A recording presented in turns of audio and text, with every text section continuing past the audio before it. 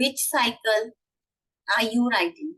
All of us are capable of spinning all the thinking cycles. हम सब इस तरीके के साइकिल्स चलाते रहते हैं जो 5 साइकिल्स पे भी मैंने बात की है. And it's not unusual to spin a hybrid of 2 और even 3 of them at once. एक टाइम पे आप एक ही साइकिल चलाते हो, अभी डाउट कर रहे हो ना, तो अभी के साइकिल में आप डाउट ही करते चले जाओगे. फिर अगले साइकिल में आप सेल्फ पिटी में आ गए ना, तो आप सेल्फ पिटी में आते रहोगे. We may spin it so much that it colors our identity or personality. और इतना ज्यादा हम स्पिन करते हैं ना इनको कि वो चीज आपकी पर्सनालिटी के अंदर शो होने लगती है. अगर कोई इंसान खुद को विक्टिम बना रहा है तो वो पब्लिकली भी किसी से बात करेगा ना तो वो बेचारगी से करेगा. मैंने अपने आसपास बहुत सारी लेडीज ऐसे देखी है, बस ऐसे ही जिंदगी चल रही है, क्या करें, काटनी तो पड़ती है, अब छोड़ भी नहीं सकते, रह भी नहीं सकते, बस मैं तो दवाइयां खा लेती हूँ, अपना दिन काट लेती हूँ, थोड़ा बहुत पाठ पूजा कर लेती हूँ या कर लेता हूँ. तो ये आपका जो विक्टिम वाला साइकिल आता है ना, ये इस तरीके से चलता है. और आप लोगों के साथ भी ऐसे करते हो और आपकी पर्सनैलिटी ऐसी हो जाती है. You probably have a secondary cycle too. फिर एक दूसरा साइकिल आता है that you spin when your dominant cycle fails to bring resolution.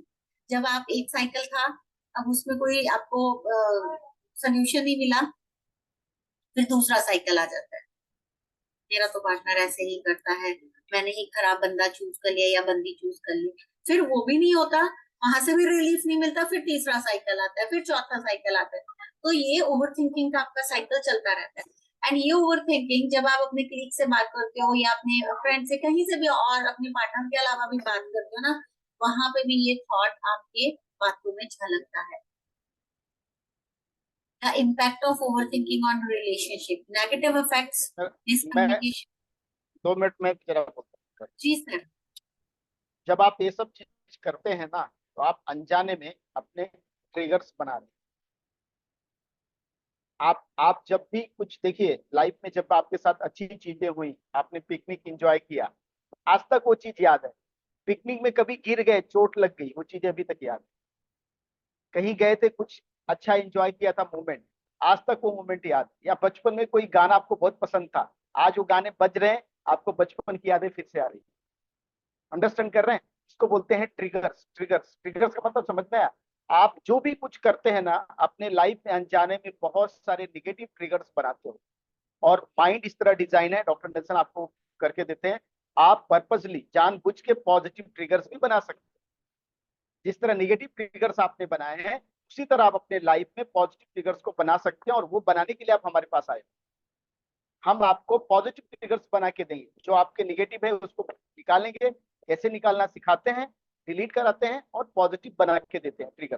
तो ट्रिगर जो होते हैं ना, वो आपके लाइफ के ओवर थिंकिंग के पैटर्न्स को ब्रेक डाउन करते हैं. आप अपने पैटर्न्स को ब्रेक करने के लिए यहाँ पे आए हो. जो भी आपके निगेटिव पैटर्न्स है उनको आपको ब्रेक करना है, पॉजिटिव में कन्वर्ट करना है. एक दिन में नहीं होगा, 2 दिन में नहीं होगा, लगेगा, टाइम लगेगा.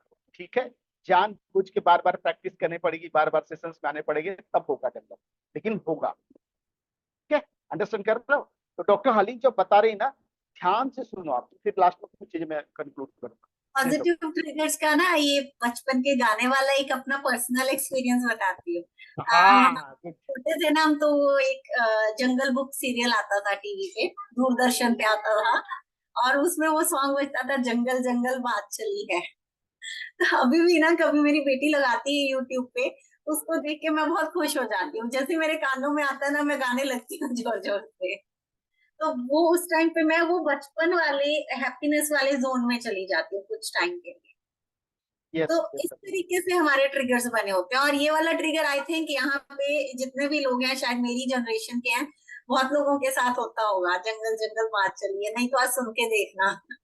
तो ओवर थिंकिंग का आपके रिलेशनशिप पे नेगेटिव इफेक्ट क्या आता है? सबसे पहले जब ओवर थिंकिंग होती है, कम्युनिकेशन, आपका जो थॉट प्रोसेस है वो नेगेटिव हो रहा है. आपका थॉट प्रोसेस नेगेटिव हो रहा है, बात भी नेगेटिव करेंगे सामने वाले से. अब आप सामने वाले से नेगेटिव टोन में बात करेंगे तो मिस कम्युनिकेशन होगा. मिसकम्युनिकेशन धीरे धीरे लीड करता है नो कम्युनिकेशन या फिर साइलेंट ट्रीटमेंट को। फिर उसका नेगेटिव क्या आता है, इमोशनल डिस्टेंस हो जाता है। इमोशनली आप लोग कनेक्टेड थे, ओवर थिंकिंग हो रही है, कभी डाउट आ रहा है, कभी फियर आ रहा है, कभी कुछ हो रहा है, तो वो चीजें आपके बिहेवियर में आती हैं।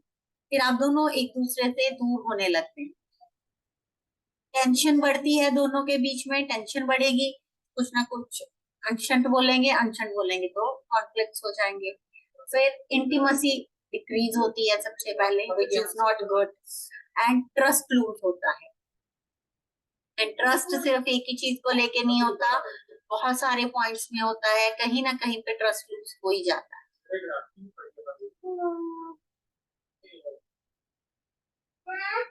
Recognising the science of overthinking.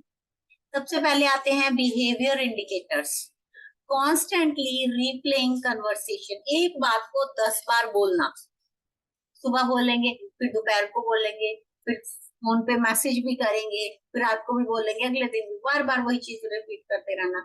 Difficulty making the decision. जो लोग ओवर थिंकर होते हैं वो कभी भी टाइम पे जल्दी से डिसीजन नहीं ले पाते।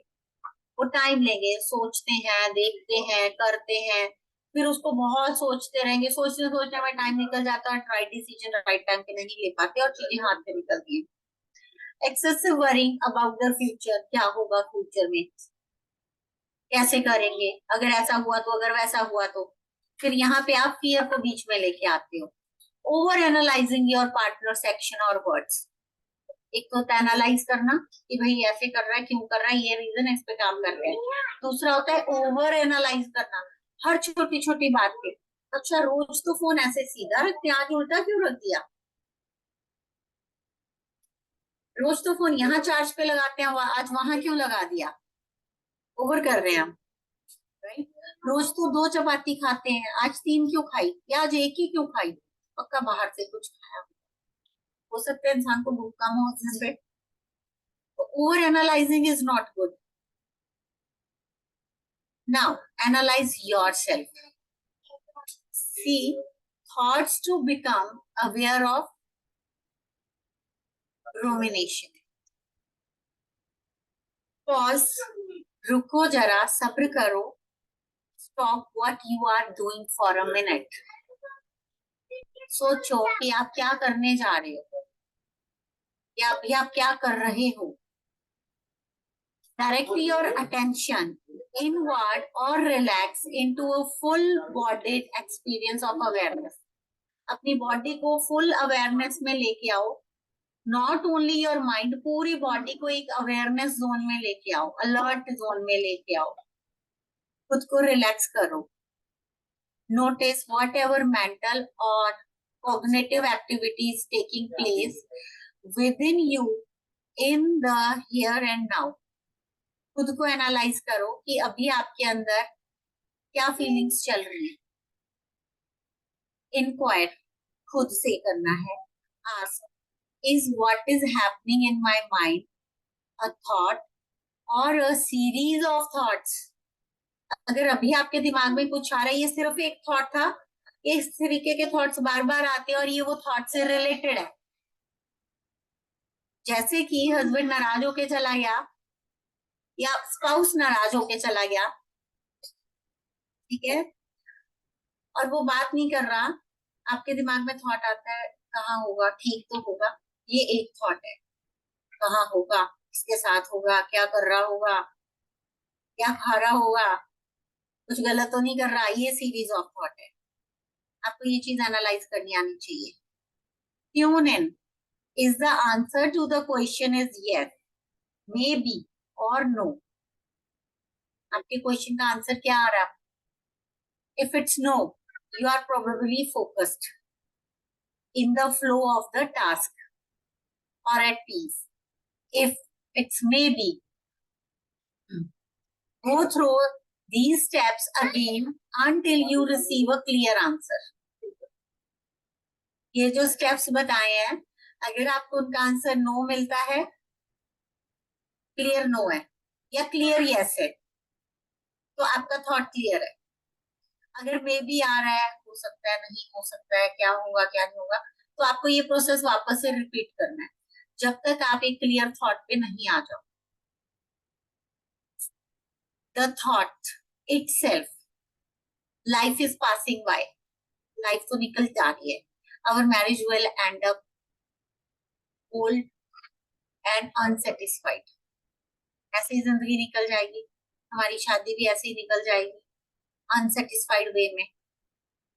एक थॉट आ रहा है, इज इट अ फैक्ट, क्या ये फैक्ट है, और ये आपका ओपिनियन है, आपका जजमेंट है, आपका अजम्पशन है, आपका एक्सपेक्टेशन है, या आप को ये लग रहा है कि ये एक सच्चाई बन गई है, या आपने उसको सच्चाई बना दिया है बार बार सोच के।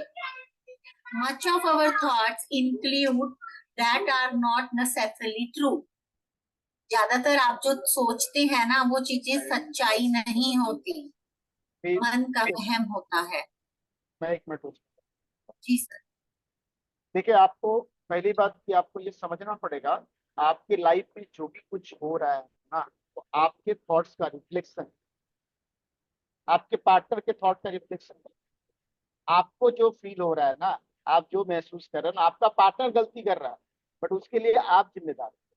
आपके अंदर फियर था, आपके अंदर फ्रस्ट्रेशन था, आपके अंदर डाउट था, आपके अंदर अपने पार्टनर के बारे में जो भी थॉट प्रोसेस था वो सही नहीं थे, जिसकी वजह से आज वो गलती कर रहा है।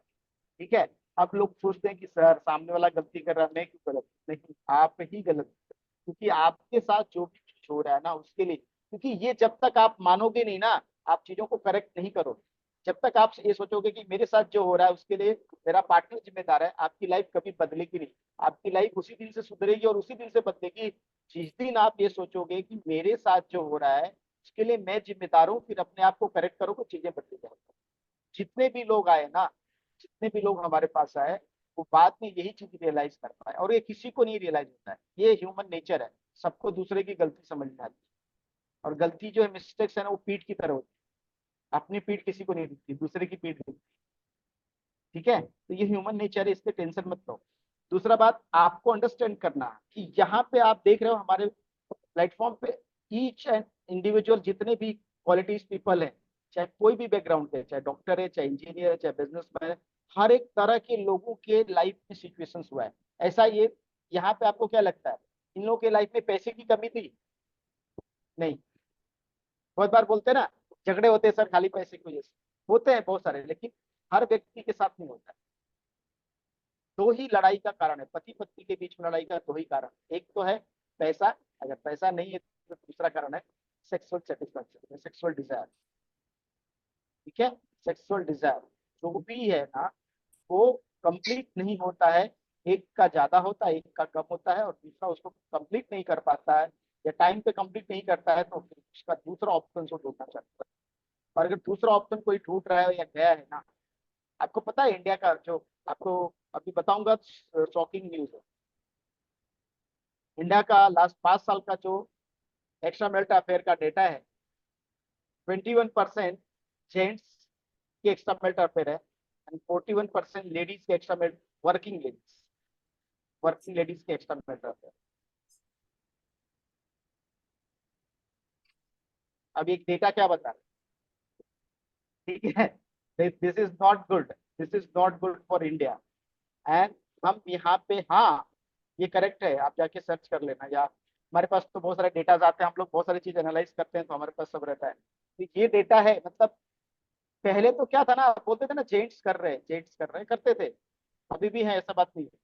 लेकिन अब जो है, अब इसको क्या बोलेंगे आप, ये इन्वायरमेंट का चेंज हो गया। कि पहले लेडीज घर पे रहती थी ज्यादा, तो उसको ऑप्शन नहीं था, अब लेडीज भी बाहर जा रही है, अगर उसको घर पे प्रॉब्लम है तो वो बाहर ऑप्शन वो भी ढूंढ रही है।